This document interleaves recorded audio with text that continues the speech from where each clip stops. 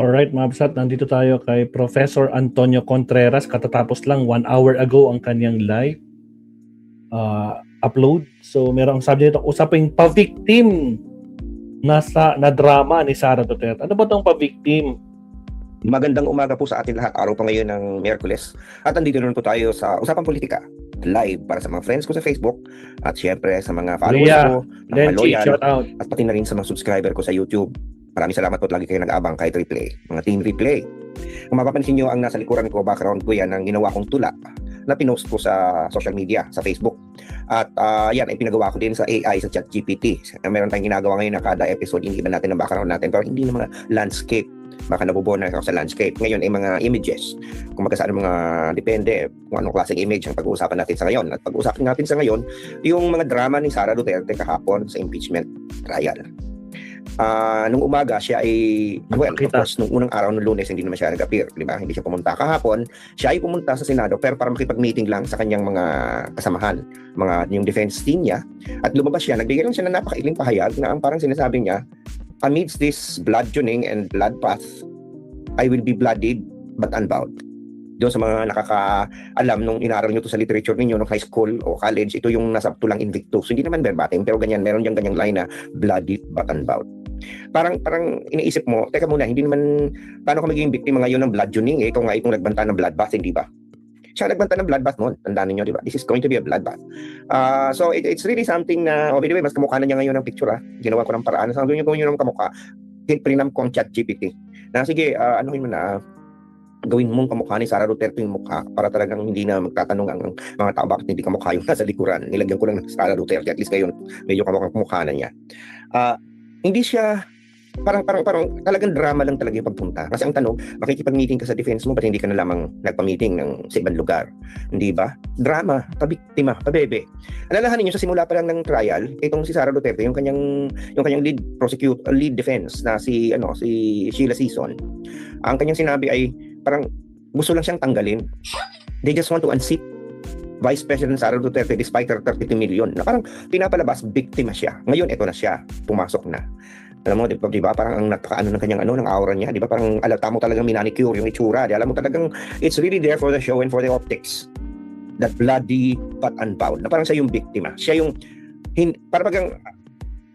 siya yung tao na kasalukuyan ay na-prove na meron ng probable cause. And that is why she was impeached by the House. Ang pinapalabas nila ngayon, siya ay binibiktima lang ng House. Ang gusto siyang tanggalin. Di ba? So, nakakasuka, di ba? Sabi ko nga, parang, alam mo nung dumating siya sa Senado, ako ay kasalukuyan nung ini-interview ni Cheryl Cosim. So, nagkaroon ko ng pagkakataon, ilabas yung inis ko. Na parang itong babaeng ito, parang pinapalabas niya pa, na biktima siya. Na parang hindi siya yung nagbanta sa buhay ng Pangulo, ng First Lady at ng Speaker, na siyang naging laman kahapon ng presentasyon ng prosecution. Na hindi siya yung na found with probable cause na nag-bribe ng mga opisyal ng Department of Education. Na hindi siya yung with probable cause, napatunayan with probable cause ng House, kaya nga na-impeach, na nawaldas at hindi nagastos ng tama ang confidential fund na binigay sa kanya sa opisina niya, sa dalawang opisina niya. At hindi siya yung na-found with probable cause na nag-amas ng ill-gotten wealth o ng unexplained wealth. Diba? May 4 accounts siya. So, parang tayo pa yung ginagaslight, di ba? Ako personally, parang naiinis ako sa gano'n na ginagawa niyo akong tanga. Parang katulad ito ni Pia Cayetano. Kasi Pia Cayetano, adwang-adwa ako dito sa babaeng ito. Lagi niya pinagmamalaki na abogada siya. Lagi niya pinaparamdam sa atin na hindi tayo marunong magbasa. Na parang porkit hindi tayo abogado, tayo ay bobo. Alam mo, Senator Pia, may PhD ako. Siguro naman pwede ako makipagsabayan sa iyo sa pag-interpret ng mga batas. Sabagat siya ang inaaral ko. At dito sabihin natin maling-mali ka, kahapon nagdrama na naman siya. Tama nga naman na magaling siya doon sa sagot niya. Sagot nung tanong ni si Risa Ontiveros. Pero yung patut sa daan niya si Risa. Di ba? Anong mali sa ginawa ni Risa? Nagtanong lang naman. Hindi na hawak ni Risa Ontiveros kung ang sagot nung tinanong niya ay off. Di sana nag-object siya doon. Sana nag-point of order siya. Ito magkapatid lang niya si Alan Peter Cayetano at si Pia Cayetano. Mabuti na lang ang boss ko sa PTV4. Yung kapatid nilang mas matinong sa kanila. I'm sorry, GM Lino, kung napapangalanan kita. Pero GM Lino Cayetano is the brother of Kia and Alan. And he's far, far, far more desirable. I tell you, if you've met the guy. And you just look at the way he conducts himself. Si Lino. Itong si Pia sa kasi Alan. My God, Sila yung, sa simula pa lang nagdasal na si P. Alan, parang privilege speech na yung dasal. Parang sabi ko sa inyo, siguro ang Diyos nagagalit na eh. Kaya tamo, ito kamalasan ang binibigay doon sa dalawang magkapatid. Si Pia Cayetano, parang ramdam mo yung pait na kanya pinanggagalingan sa bawat buntong hininga na parang ano yun, parang lagi siyang hinihingal, di ba? Parang laging may mga patama, laging sila ang tama, di ba? At sila itong laging nagka-question ng objectivity and fairness, ay sila itong blatantly are acting on behalf of Sara Duterte in the trial. Parang si Pia Cayetano na lang, parang lecturean mo ang mga kasama mo na about everything to make you feel that you are the one that is the only objective and fair in the Senate, and yet it shows. Niloloko nila ang tao. Well, of course, if you look at the kind of woman that they are trying to hide, not to appear as if they are objective, but in fact they're defending Sara Duterte. Grabe yung nung babaeng ito, nung kadramahan kahapon. Na para bagang nag-create lang siya ng eksena. She just made a scene. She just created a scene. Optics. So kahapon nagsimula nang i-present ng prosecution sa kamay ng napakagaling na abogadong si Attorney Arman Igutan. Baka-professional. Magaling pala, summa cum laude pala sa philosophy sa Silliman University. Summa cum laude nga. Basta, siya ay philosophy graduate. And then sa UP siya nag-College of Law. At magaling na abogado. Talagang kita mo, in control siya sa procedure, sa proceedings. Kaya nagmukhang estudyante, law student, yung sinarbasa na siya ng mga abogado ni Sara Duterte. Puro objections.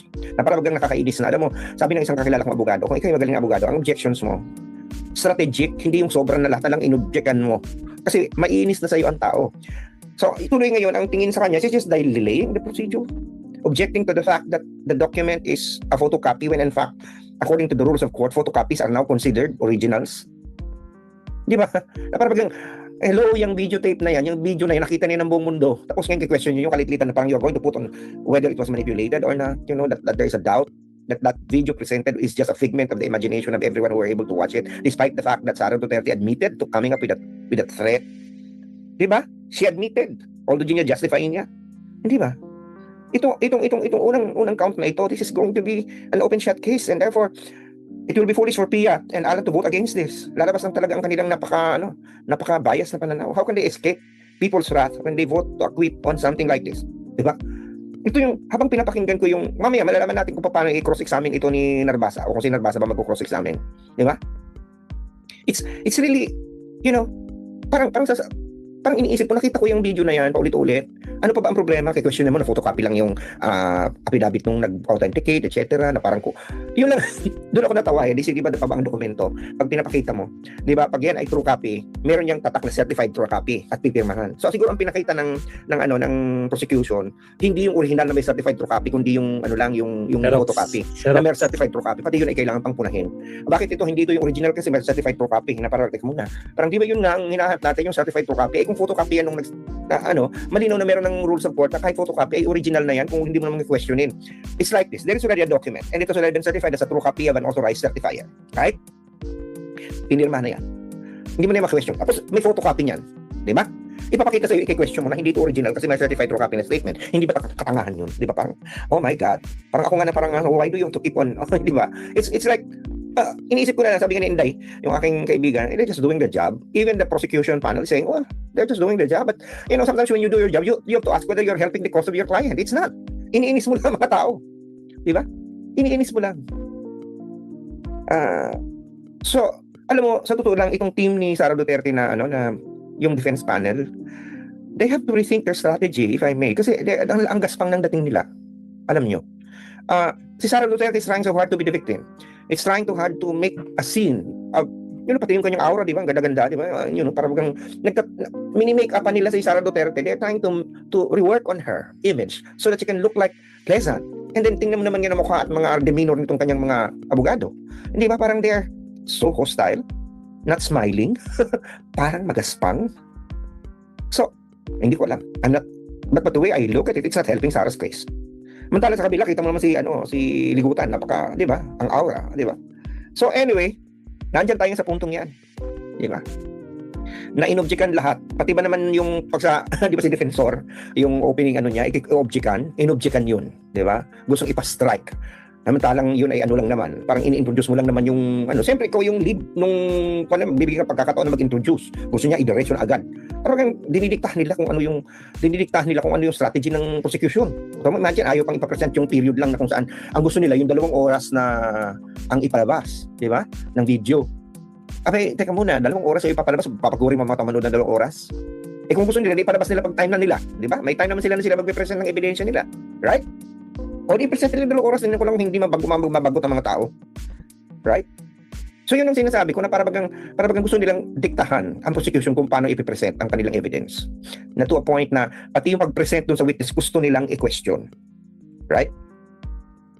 So it's almost like parang iniisip mo, ano pa kayang ibang aasahan natin na mas malalim pang depensa ng kampo ni Sara kung puro technicality ang kanilang gagawin? Kasi sa ngayon, meron na namang grupo ang pumunta sa Korte Suprema na gustong patigil ang hearing dahil kini-question nila na ito daw si presiding judge na si Senator Judge na si Escudero ay mali, hindi dapat siya. Sige, tingnan natin kung makialam ang Supreme Court sa isang bagay na internally power na grinant ng konstitusyon.